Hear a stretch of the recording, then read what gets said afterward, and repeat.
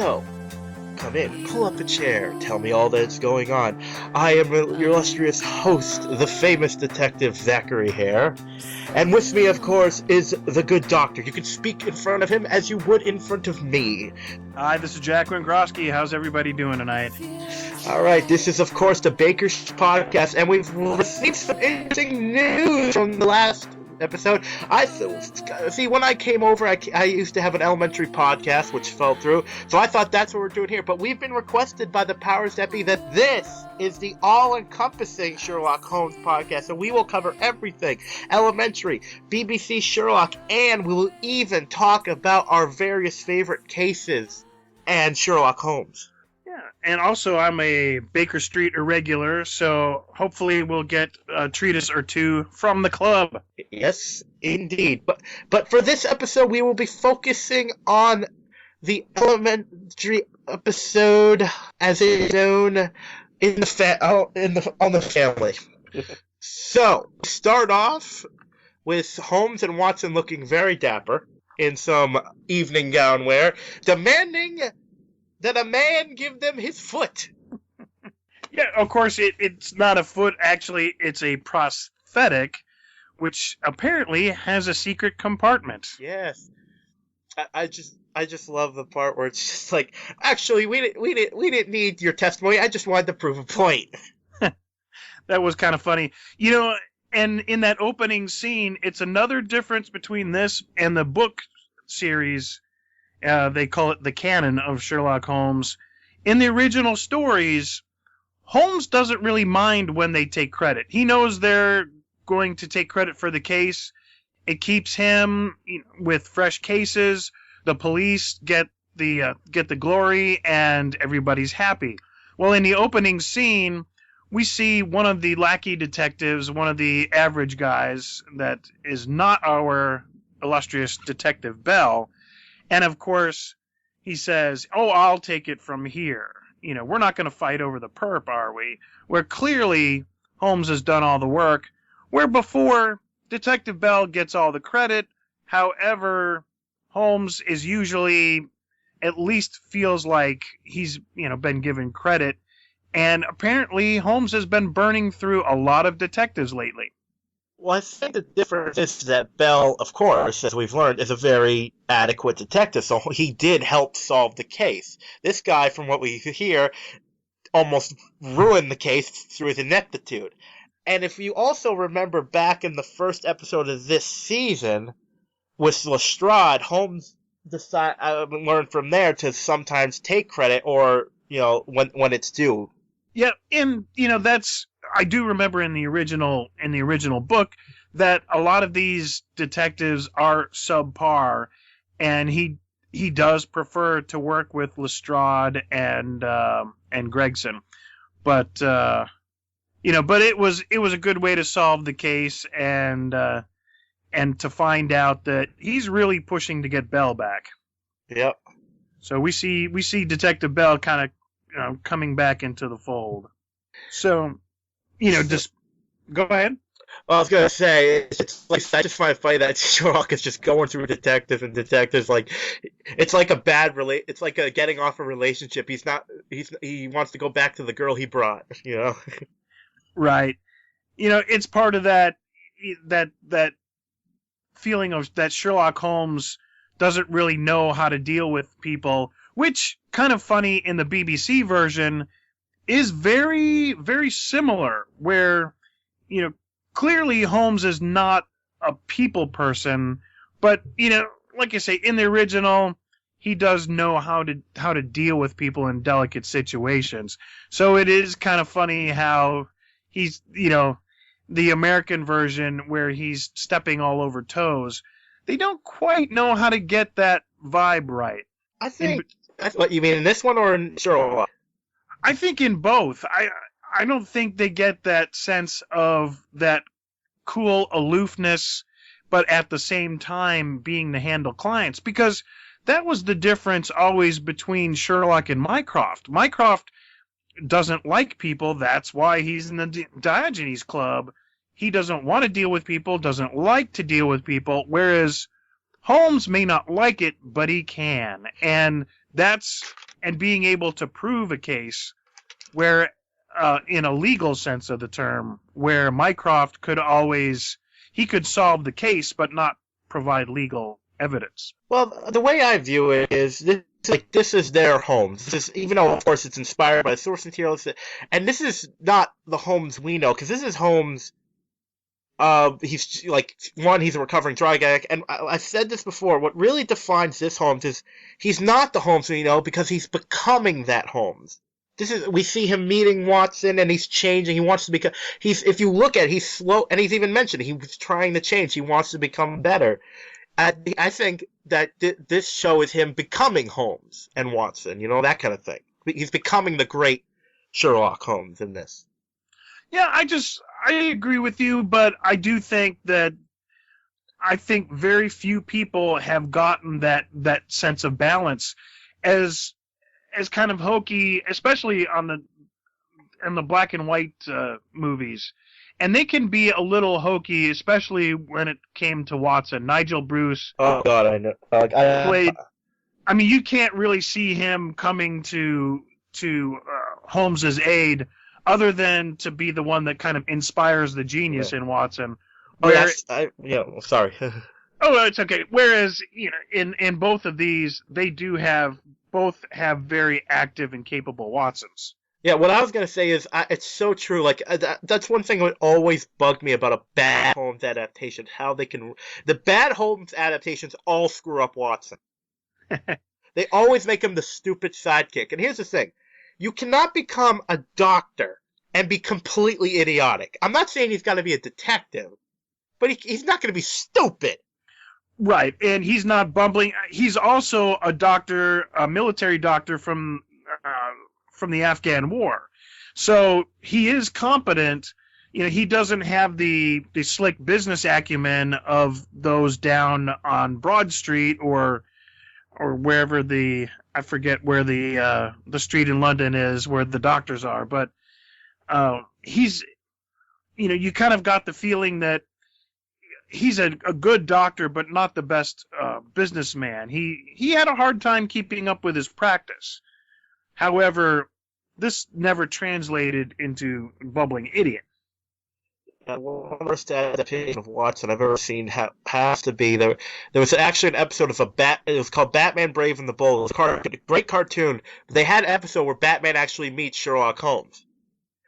And throughout the whole episode, Holmes is just insulting Watson. He's like, "Oh, you idiot!" It's like, no, okay, Holmes would never insult Watson in a million years. Yeah, of course, and before the show started, you were talking about Sherlock Hound. Oh, God. There's just a million variations. So, back to Detective Bell. Yes, so we're back at his new job. You could see he's still Bell, so he's not completely fitting in, because he's still this is just not who he is. So, but he gets a tip to go down and check out a suspicious barrel, apparently, and it turns out there is a body in the barrel. Yeah, no heads, no hands. And, the funny thing was how much he had picked up on the deductive reasoning. He could tell from the dent in the barrel. He could tell from the recent paint job.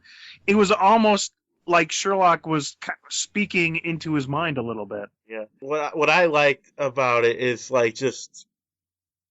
These have this. Well, the episode, the preview of this episode from last week is like, what's in the barrel? It's like, obviously it's going to be a body.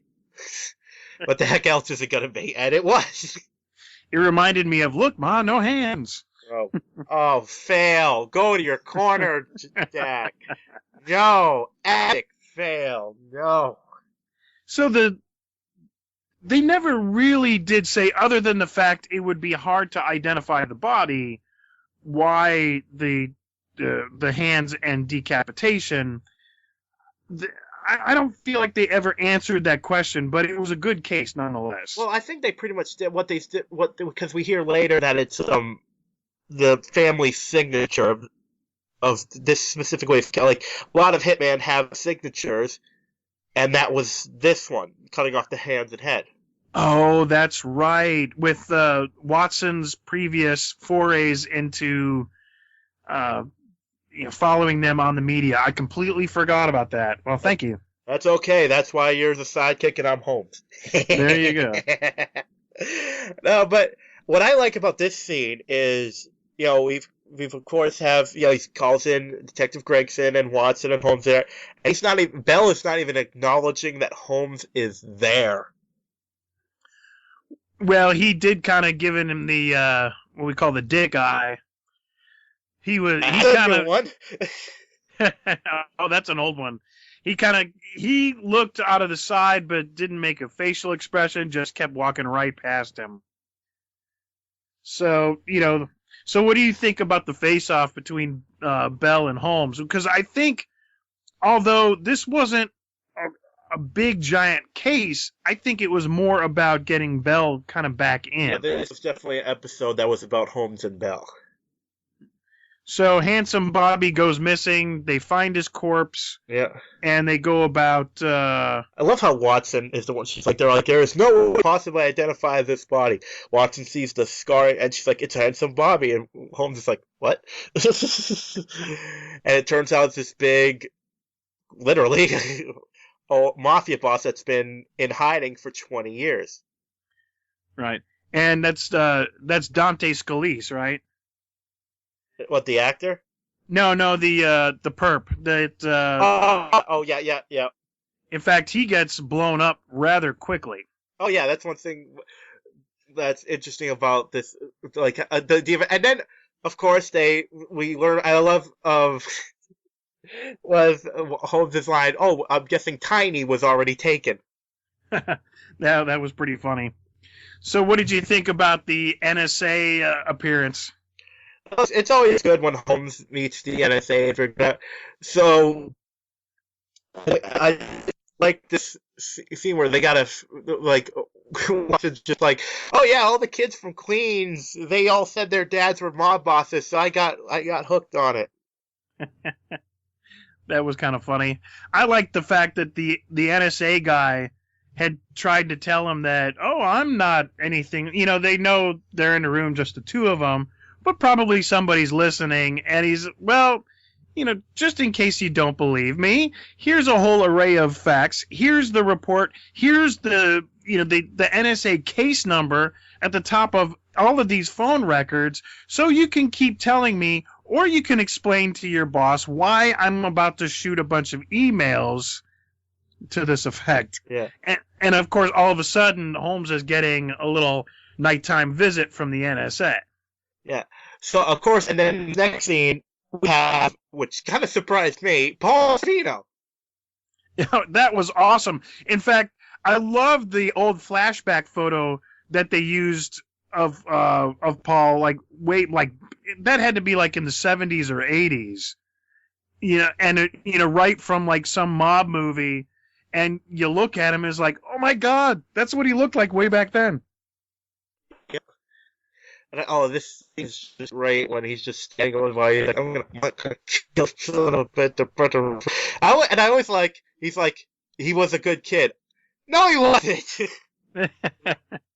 He was a mob. He's become a mob boss. How was he a good kid? Just once, I want to see like a parent with this. Just go. I'm so sad my son was dead. He was a rat bastard, but still.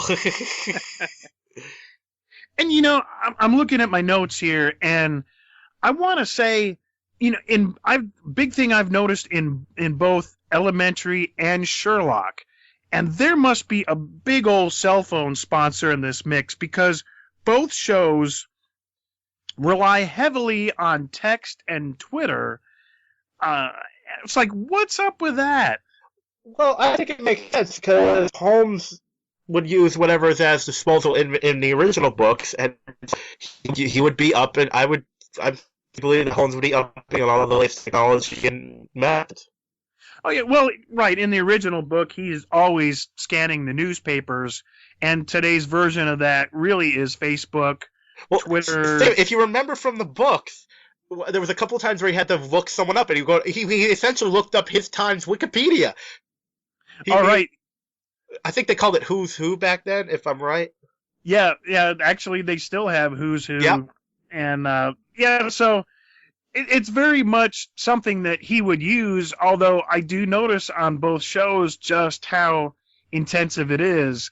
And it just kind of strikes me a little funny, makes me wonder if AT&T or Verizon or somebody is footing a little of the production cost bill. Yeah. And of course, I love the scene where Sherlock goes to the place just to poke Bell.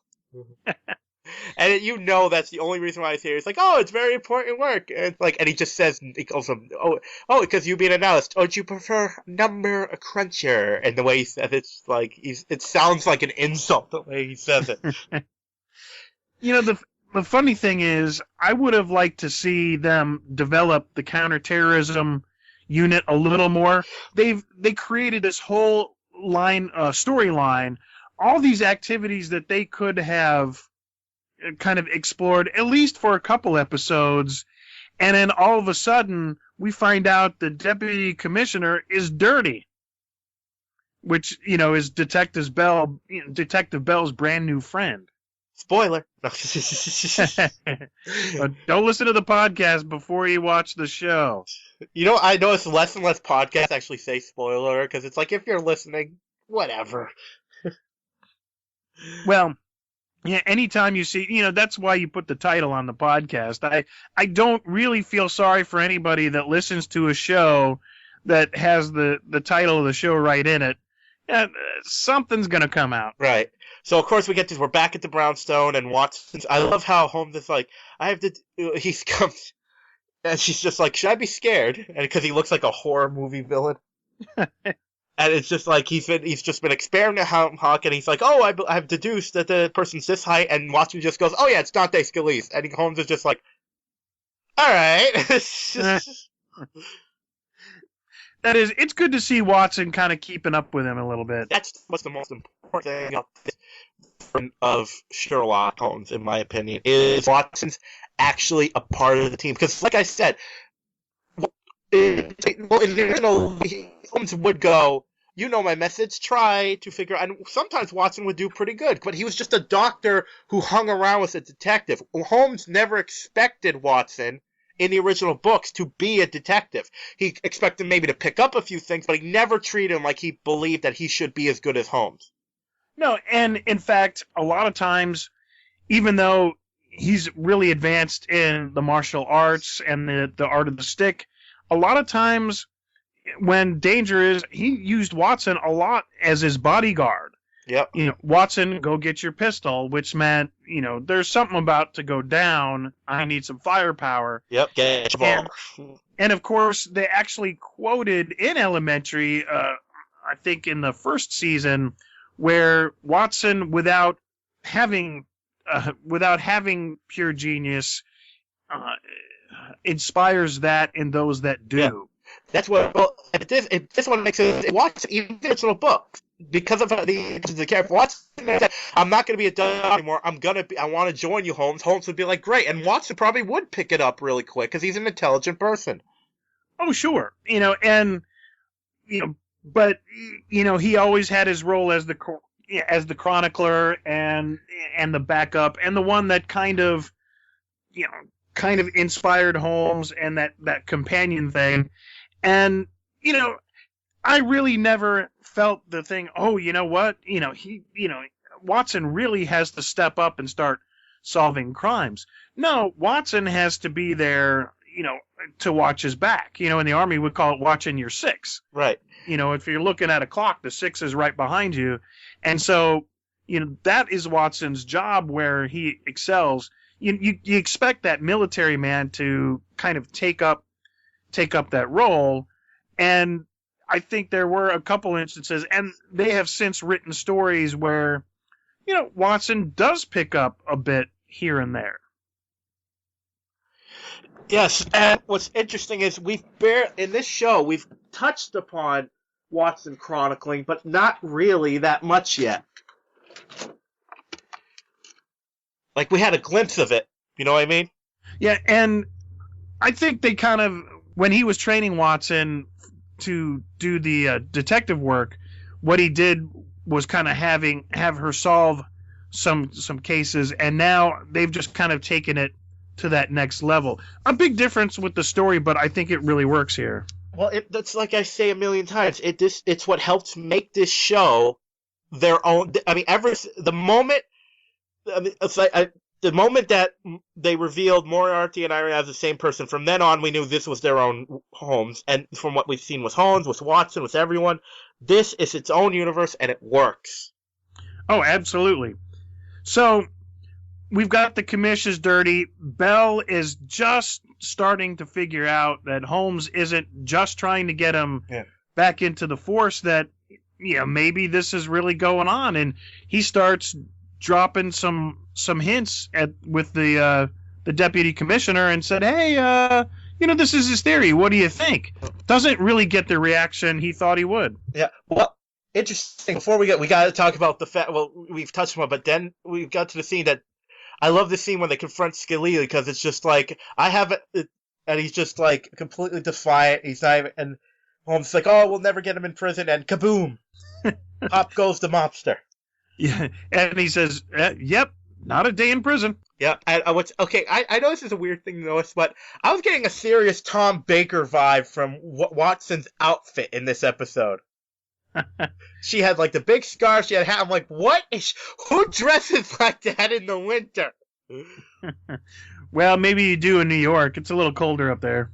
Well, I'm just saying, I don't know, the outfit just stood out. I think the costume department every so often likes to give Watson something to make her stand out. Yeah, and they've been doing pretty well in that department. Of course, she, as far as, Lucy Liu is always going to stand out in a crowd. Oh, definitely. So, all right, so we're back to the commissioner. We're playing the cat and mouse game to try and draw him out.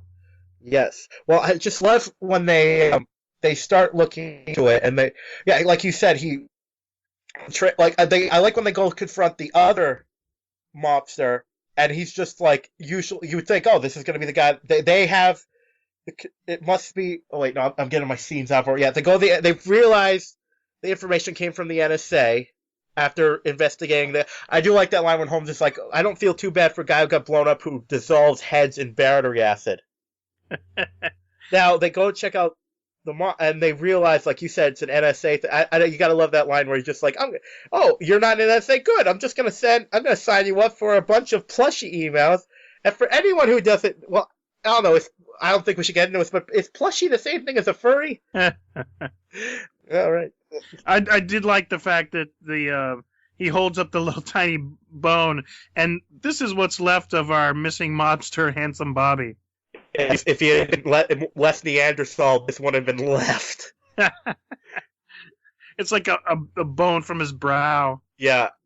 And of awesome. Course, which eventually leads them to, like, they think it means certain things. So that leads them to the NSA, and, like, finally, he tells them, the NSA guy tells them that this was no leak.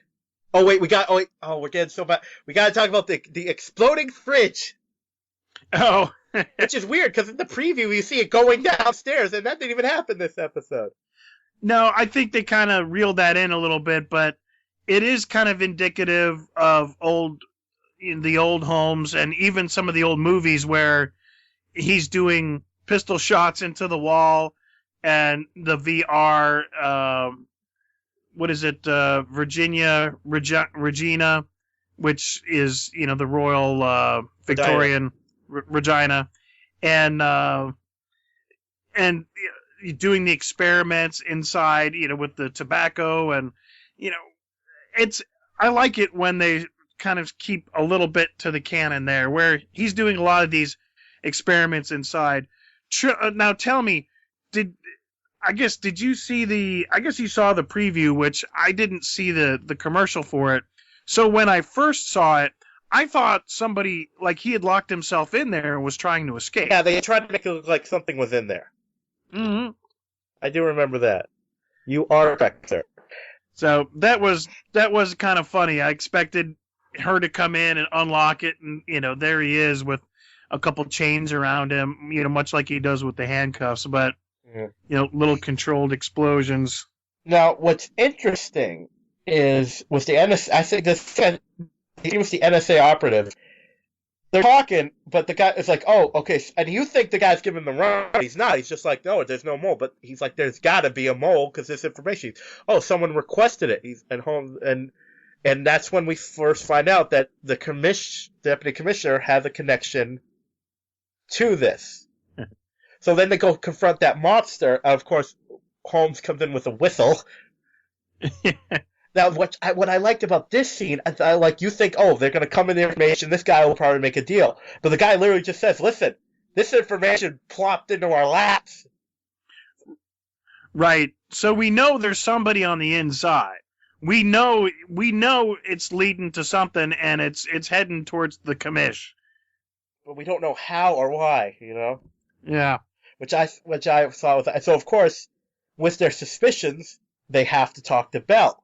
And the actor did really good in it. I think the actor who plays Bell really, I mean, he's always been good at this, but he really, I think, showed his chops in this one because he's not, because when you're this mad at someone, as you would be, he's not even hearing what Holmes is saying.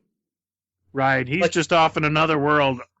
He's just like, listen, whatever, and even says to Watson, I expect this from him, not from you. And then we get gotta be, and I'll talk about this a little later, but this is my favorite scene in the whole episode between him and Holmes and Bell, because he's just like, he's I mean, Holmes lays some truth on him, and you can tell it affects Bell. He's like, you're doing this because you feel sorry for him. He's like, oh, no, I transferred because I could. He's like, you could have stayed in major crimes until here. He's like, what makes you think it would get better? And then Holmes has this thing where he says, because I believe in you. And when he said that, I was like, whoa.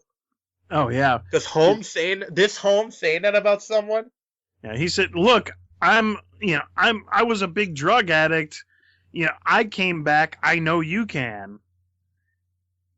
Yeah, just the look on his face when Holmes that's how it is when someone says something to you, is true, but you're afraid to admit it. That's your reaction. At this point, he's like screaming at him. Oh, it goes back, and you can tell because he's still like Holmes said, he's a good. Oh, I love when he's like, you're a detective. It's in your blood. Like in a way, he's that's him calling him a colleague, an associate, saying you're on par with me. Right. It kind of almost leads me to believe either this tremor is going to mysteriously disappear as he heals, because as you see in the gun range, he's kind of getting control back. I think it'll be on by season 3. I think so. Well, I kind of hope that he gets it within the next couple, because they're going to have to. They've really told us that, to be a detective, to be out in the field, you're going to have to shoulder the weapon. And so I think it might be sooner, but even if it's later, I think they're going to get to it. You already see him at the range. Yeah. He's not able to take the shot, but he's also able to lift it. He's able to hold it.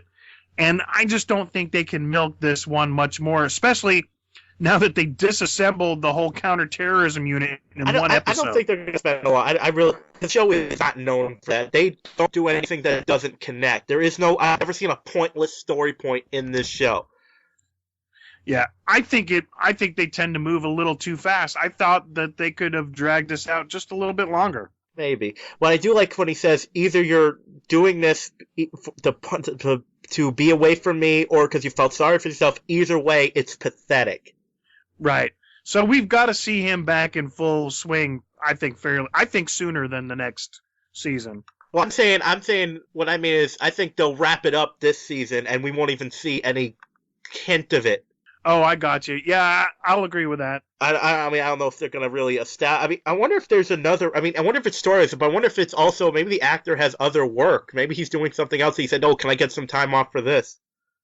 Yeah, because that happens and stuff all the time. The actors will be like, "Listen, I got another project. I really like to do both," and like, "Okay, we'll write a storyline where you don't have to be here as much."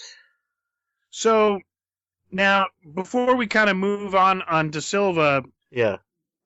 Is there kind of anything before we kind of get to the mob war? You got any notes there? So the final we can move on to the final act of this episode. There we go. The final act in our chapter. or story. Yes.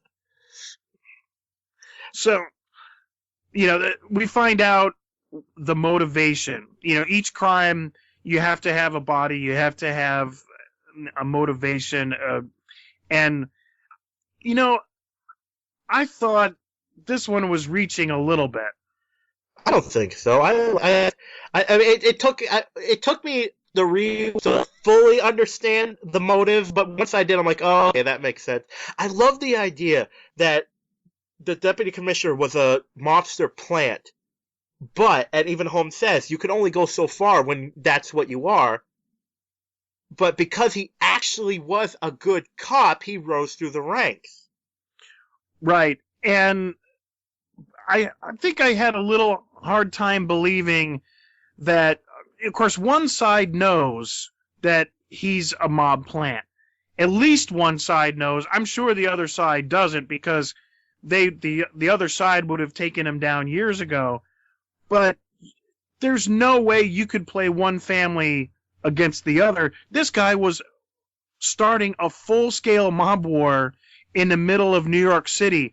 I mean, just imagine how disastrous that would be. It would have been a lot easier just to have this treasurer that was going to uncover De Silva, the commish. They could have killed him, and yeah, maybe they would have looked, maybe, some connections, but they would have never made that connection to him from the treasurer. You never know. I think it really had to be he was going scorched earth, because when you get towards the end, you get desperate. Oh yeah, and he must have been, because he used the nuclear option on this one. Well, because I think it's the way it is. It's like it's amazing what people can live with. Like, he could live with covering up crimes and stuff, but to be directly involved in it, that's a different story. Yeah, and to put like the whole thing into perspective, it's just, if you look at the mob wars, and this was just going to bring like just hell and rain on the city. This wasn't going to be, in the midst of a couple of shootings, we accidentally incinerate the treasurer who is on the up and up, who might reveal, his involvement in the mafia. But it's like anybody that is part of that system, I don't think would have invoked that kind of destruction on both families. You never know when someone's. I could see it, like, desperate and wants to make sure no one finds out. I am going scorched earth. Yeah, I think I would have liked to see, maybe the something with the treasure, and then they make that kind of the impact. But the truth is, we all love the mafia. Mm-hmm. We all kind of see them as backdoor heroes. Whenever they're on supposed to be in the beginning. Oh, sure. Well, they were Robin Hood, taking from the rich, giving to the poor. Just forgot about the second part a few years in. Well, not even they got rich. People got their backdoor liquor during during Prohibition. But they became like that. Like that Jesse James. America loves their villains, and I think maybe that's kind of what kind of played into it a little bit. Is even Watson, everybody kind of follows this, and that it gives it that kind of flavor. But I would like to see them, Bell come back. He's kind of made peace with Holmes and Watson. Things are kind of going back to normal, and we're going to move on to the next case. Yes. I do like, because we got Bell back, because he's definitely an integral part of the show. Oh, yeah. He just brings out the best in Holmes. You don't want to see Holmes have to struggle with the average guy, because you look at it, working with a guy that doesn't know how to act in front of people, is kind of a sociopath, really kind of is learning social skills almost from the beginning. There's not going to be a lot of regular New York detectives that you're even going to believe can work with this guy. I think Gregson has a history, had been with him and seen all what he can do, but Gregson knows that, as good of buddies as they are, they're never going out for drinks. Holmes is hard to work with, and I think to keep it believable, we have to keep our characters within a limited range. So where is this going? Do you remember anything about the trailer for the next episode? I don't think they did one. That's hard to say, because a lot of times I wind up watching it online, but I thought they were going somewhere with this. Anyway, we we might just have to edit this one out and call it done to hide our ignorance of the future. Well, ladies and gentlemen, let's do some favorite quotes. All right. Okay, one. Holmes to Watson. Do you have monster train parts? Very nice. What else do you got? Okay. I have an alibi for any time you want. Oh, that was nice. You want an alibi? I am not a lunatic, but keep pushing me. And of course, it's not even a quote, it's one word. But now this episode I like because it they sell everything. Like it makes sense. Like the guy's just gonna turn state, but even though the guy turns state's evidence, he's in minimum security prison. He's gonna be looking up over his shoulder for the rest of his freaking life. Yeah, that's still a death sentence for a guy in the police force. The minimum security may be used within the executive class. The Wall Street guys that have been embezzling funds, but even unless he's in solitary. Oh yeah. And I love how that scene with Paul Sorvino, Paul Sorvino's in his 70s, and it takes 2 cops to hold him back. Oh yeah, he's a badass. There's no doubt about it. He totally is. Oh, I love how Holmes, because it takes a lot to surprise Holmes. I love how Holmes is surprised that Bell came back. Yeah, the look at, especially Watson opens the door and her eyes just go bug-eyed. Yeah. Detective Bell, come on in. I wonder if they're gonna when he comes to the Browns. So I wonder if they're gonna I wonder if he's gonna have any animosity toward Holmes at least a little bit. You know what I mean? Because he's back, Holmes still got him shot. Yeah. It should be if they. I don't know if they will, but who knows? So I think we have analyzed this episode. We've cracked the case, as it were. Do you have anything else you would like to talk about Jack? No, I think this is the end of my chronicles of the Narnia. The Chronicles of Narnia. This is the end of my chronicles of this particular case. So we will just tell the fans you can reach us on Twitter, Baker Street Pod, and of course email us because we are a new podcast and we'd love to know we're not just spending an hour talking to each other. To email us at bakerstreetpodcast@gmail.com because we finally got the email all set up. And of course, Baker Street Podcast on Facebook. Please post on there. Me and Jack will respond. We love talking to you guys about it. And I'm also at Jack Wengroski, and I follow and link up with the Baker Street Pod quite a bit on Twitter, so give us a shout. Of course, if you want to look for me personally, please feel free to do Inch of Madness. Ladies and gentlemen, this has been The Doctor. I hope you have enjoyed this latest story about our exploits. We await next week until our next episode. We bid you a fond farewell. And we must depart now, for the game is afoot.